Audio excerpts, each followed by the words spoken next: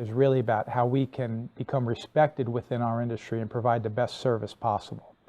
And the class I had broken up into two different categories or two different sections. It's internal customer service and external customer service. And internal customer service is really about how we treat our own employees, how, our stakeholders, people that are directly connected to our company. Because if we could treat them properly and show them the respect they deserve, give them the tools and the training and the time to do the things we want them to do, give them the right guidance, then we set them up so they can provide the best service possible for our external customers, which are the people that we're there to protect and serve when we answer the call. And the goal is to provide the best service possible. We just don't want to show up and just do the job. We want to show up and exceed expectations. But how can we do that without providing tools for our people? And it's interesting in the fire service where we're real good at training people how to put the fire out, how to vent the holes in a roof, or how to provide extrication at a vehicle, entrapment. We can do all that stuff. We've been training for that. We're very good at what we do. But yet we have not spent nearly enough time talking to our firefighters and our officers about how to deal with people. And this is what we do day in and day out. In a soft environment inside the firehouse, and in a hard environment or on the fireground. So what Step Up and Stand Out is about is how we can provide the best service possible to the people in the communities we serve and take care of our own in the process. What's your job? Everyone in this room exists to solve problems. In a world full of problem finders, we need more problem solvers, and that's why you exist. And it doesn't matter if it's a cardiac emergency, a chemical spill, or a 3-alarm structure fire.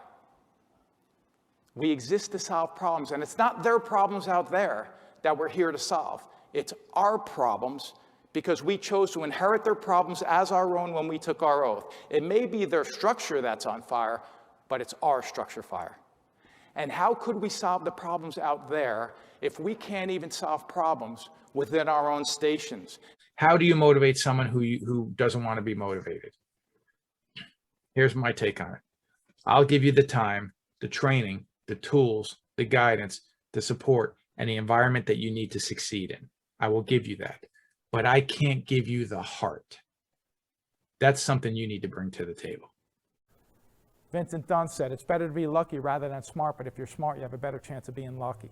What can we do to make sure that we don't allow complacency to set in our organization?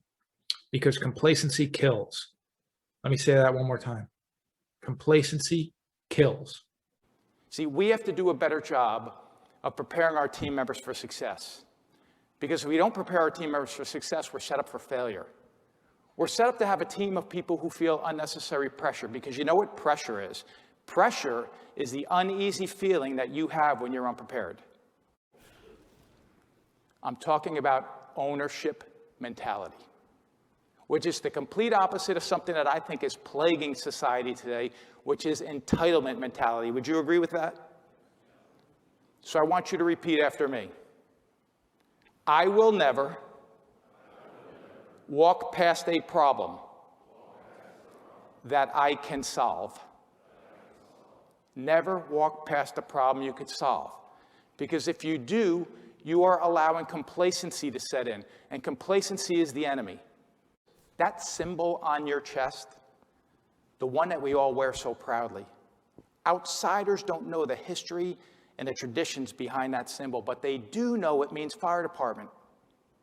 And everything you do represents all of us in their eyes.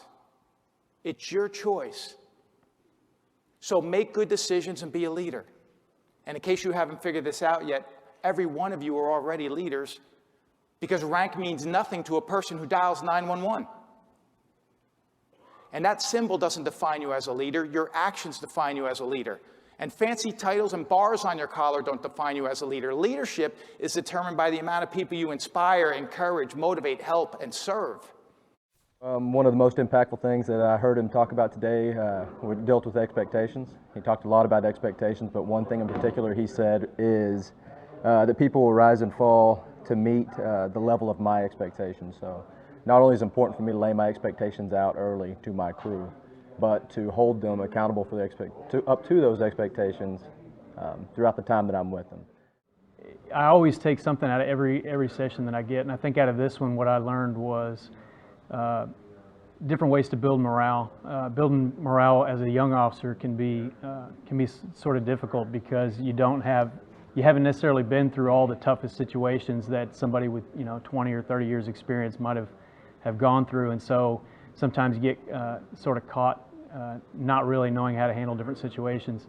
And so his 8 steps towards building morale was a big takeaway for me, and something that I definitely can start implementing today and moving forward to building some great morale.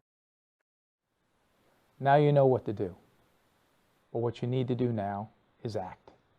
You need to go out and you need to take action, because see, once you know how to solve a problem, you have an obligation to go out and solve that problem. And sometimes it's not a problem. Sometimes it's just being made aware of what actions you need to take to go out and provide the best service possible so you and your organization could stand out. Because you can't rely on the organization. You have to rely on the individuals within the organization. And a lot of people show up for my classes and sometimes they'll say, you know what, I'm too small to make a difference though. I'm nobody. I don't have rank. I don't have this. I don't have that. I understand that concept. But if you think you're too small to make a difference, try going to bed with a mosquito in your room. You're never too small to make a difference. But what you need to do is you need to take action.